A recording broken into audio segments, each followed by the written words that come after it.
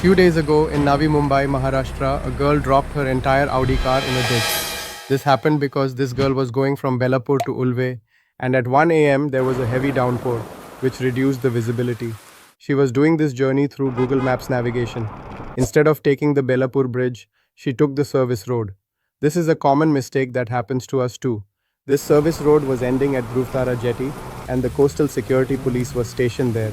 The police tried to stop her, but due to low visibility, she couldn't see them, and the car fell straight into the ditch.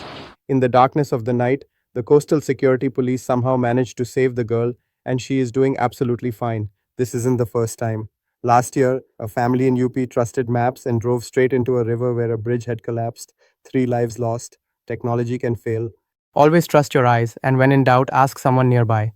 Keep Maps voice on, drive within control, and never assume the road is safe just because it's on the map. For more updates, follow Being Praneet.